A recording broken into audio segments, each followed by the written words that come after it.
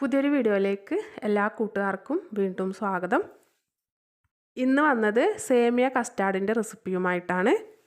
വളരെ പെട്ടെന്ന് കുട്ടികൾക്കൊക്കെ ഈസി ആയിട്ട് നല്ല രുചികരമായിട്ട് തയ്യാറാക്കി കൊടുക്കാൻ പറ്റിയിട്ടുള്ളൊരു സേമിയ കസ്റ്റാർഡിൻ്റെ റെസിപ്പിയാണിത്. സേമിയയും പാലും കുറച്ച് ഫ്രൂട്ട്സൊക്കെ നമ്മുടെ കയ്യിലുണ്ടെങ്കിൽ പെട്ടെന്ന് നമുക്ക് തയ്യാറാക്കി എടുക്കാൻ പറ്റും. അപ്പോൾ വളരെ ടേസ്റ്റി ആയിട്ടുള്ള ഈ സേമിയ കസ്റ്റാർഡിൻ്റെ റെസിപ്പി നമുക്ക് കണ്ടു നോക്കാം. അതിന് വേണ്ടി ഒരു പാൻ ചൂടാക്കി അതിലേക്ക് 1 ടേബിൾ സ്പൂണോളം നെയ്യ് ഒഴിച്ച് കൊടുക്കുന്നുണ്ട്. അതിനുശേഷം നമുക്ക് കുറച്ച് സേമിയ ഇതിലേക്ക് ഇട്ടൊന്ന് വറുത്തെടുക്കണം. ഞാനൊരു അരക്കപ്പോളം വറുക്കാത്ത സേമിയാണ് എടുത്തിട്ടുള്ളത്. വറുത്ത സേമിയ ആണെങ്കിലും ഒന്ന് വറുത്തെടുക്കുന്നത് നല്ലതാണ്. ലോ ഫ്ലെയിമിൽ വെച്ച് വറുത്തെടുക്കുക. സേമിയ പെട്ടെന്ന് കരിഞ്ഞു പോവും. ഇതുപോലൊന്ന് കളർ മാറി വരുന്ന സമയത്ത് നമുക്കിതിലേക്ക് പാലൊഴിച്ച് കൊടുക്കുക. ഞാൻ ഒരു 1 ലിറ്ററോളം പാലാണ് എടുത്തിട്ടുള്ളത്. പാലൊഴിച്ചതിന് ശേഷം തീ കൂട്ടി വെച്ച് പെട്ടെന്ന് തന്നെ നമുക്കിത് കൈയെടുക്കാതെ നന്നായിട്ടൊന്ന് ഇളക്കി മിക്സ് ചെയ്തെടുക്കണം. പാല് ഇതുപോലെ നല്ലൊരു തള വന്ന് കഴിയുമ്പം ഫ്ലെയിം മീഡിയത്തിലാക്കിയതിന് ശേഷം നമുക്ക് ഈ സേമിയ നന്നായിട്ടൊന്ന് വേവിച്ചെടുക്കണം.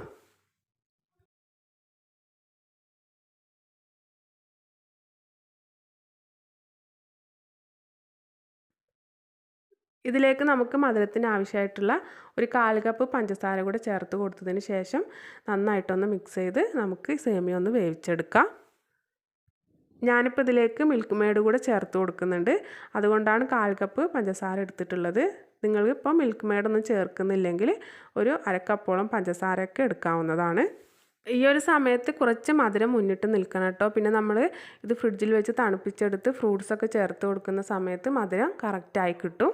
സേമിയൊക്കെ അപ്പം നല്ലപോലെ വെന്ത് വന്നിട്ടുണ്ട്. ഇനി നമുക്കിതിലേക്ക് കസ്റ്റാർഡ് പൗഡർ ചേർത്ത് കൊടുക്കണം. ഞാനൊരു 2 ടീസ്പൂൺ കസ്റ്റാർഡ് പൗഡർ എടുത്ത് അതിലേക്ക് കുറച്ച് പാലൊഴിച്ച് കൊടുത്തൊന്ന് മിക്സ് ചെയ്ത് ഇതിലേക്ക് ഒഴിച്ചു കൊടുക്കുന്നുണ്ട്. ഞാനിപ്പോൾ വാനില ഫ്ലേവർ കസ്റ്റാർഡ് പൗഡറാണ് എടുത്തിട്ടുള്ളത്. കസ്റ്റാർഡ് പൗഡർ ഇതിലേക്ക് ഒഴിച്ചു കൊടുത്തതിന് ശേഷം നമുക്ക് കൈയെടുക്കാതെ വേഗം തന്നെ ഒന്ന് മിക്സ് ചെയ്തെടുക്കാം. നല്ലതുപോലെ ഒരു തിള വരുന്നത് വരെ നമുക്കിത് നന്നായിട്ടൊന്ന് മിക്സ് ചെയ്തെടുക്കാം. അതിനുശേഷം ഒന്നും കൂടെ ഒരു ഫ്ലേവറിന് വേണ്ടിയിട്ട് ഞാനിതിലേക്ക് 1 ടീസ്പൂണോളം വാനില എസൻസ് കൂടെ ചേർത്ത് കൊടുക്കുന്നുണ്ട്. വാനില എസൻസ് കൂടെ ചേർത്ത് കൊടുത്ത് വീണ്ടും നന്നായിട്ടൊന്ന് മിക്സ് ചെയ്തെടുത്തതിന് ശേഷം പിന്നെ നമുക്കിതിലേക്ക് മിൽക്ക് മെയ്ഡ് ചേർത്ത് കൊടുക്കാം. ഞാനൊരു 3 ടേബിൾ സ്പൂണോളൊക്കെ മിൽക്ക് മെയ്ഡാണ് ഇതിലേക്ക് ചേർത്ത് കൊടുത്തിട്ടുള്ളത്. വീണ്ടും നന്നായിട്ടൊന്ന് മിക്സ് ചെയ്ത് ഇതുപോലെ ഒന്ന് ചെറുതായിട്ട് കുറുകി വന്ന് കഴിയുമ്പോൾ ഫ്ലെയിം ഓഫ് ചെയ്തത് നമുക്കൊന്ന് ചൂടാറാനായിട്ട് മാറ്റി വയ്ക്കണം. ഒന്ന് ചൂടാറി വന്ന് കഴിയുമ്പോൾ നമുക്കിത് ഫ്രിഡ്ജിലേക്ക് എടുത്ത് വെച്ച് ഇതുപോലെ ഒന്ന് സെറ്റാക്കി എടുക്കണം. ഒരു മണിക്കൂറൊക്കെ ഒന്ന് വെച്ചിരുന്നാൽ മതി. ആ സമയം കൊണ്ട് തന്നെ നമുക്ക് ഇതുപോലെ ഇത് സെറ്റായി കിട്ടും. ഇതുപോലെ ഒന്ന് സെറ്റായി വന്ന് കഴിയുമ്പോൾ നമുക്കിതിലേക്ക് നമ്മുടെ കയ്യിലുള്ള ഫ്രൂട്ട്സുകളൊക്കെ ഒന്ന് ചേർത്ത് കൊടുക്കാം. ഞാനിപ്പോൾ ഇതിലേക്ക് ചേർത്ത് കൊടുക്കുന്നത് കുറച്ച് ഉറുമാമ്പഴവും അതുപോലെ ഒരു നേന്ത്രപ്പഴം കട്ട് ചെയ്തതും അതുപോലെ തന്നെ ഒരു ആപ്പിൾ കട്ട് ചെയ്തതുമാണ്. അധികം പുളിയില്ലാത്ത നമ്മുടെ കയ്യിലുള്ള നമുക്ക് ഇഷ്ടമുള്ള ഫ്രൂട്ട്സൊക്കെ ഇതിൽ ചേർത്ത് കൊടുക്കാവുന്നതാണ്. ഫ്രൂട്ട്സൊക്കെ ചേർത്ത് കൊടുത്ത് മിക്സ് ചെയ്ത് കഴിയുമ്പോൾ നമുക്കിതൊന്ന് ലൂസായി കിട്ടും.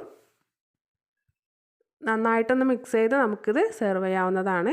അപ്പോൾ ഇത്രയേ ഉള്ളൂ കേട്ടോ. വളരെ ടേസ്റ്റി ആയിട്ടുള്ള സേമിയ കസ്റ്റാർഡ് ഇവിടെ റെഡി ആയിട്ടുണ്ട്. എല്ലാവരും ഒന്ന് തയ്യാറാക്കി നോക്കണേ. നിങ്ങൾക്ക് ഈ വീഡിയോ ഇഷ്ടപ്പെട്ട ലൈക്ക് ചെയ്യാനും എൻ്റെ ചാനൽ പുതിയതായിട്ട് കാണുന്ന കൂട്ടുകാരൊന്ന് സബ്സ്ക്രൈബ് ചെയ്ത് സപ്പോർട്ട് ചെയ്യാനും മറക്കരുത്. അടുത്ത നല്ലൊരു റെസിപ്പിയുമായി നമുക്ക് വീണ്ടും കാണാം.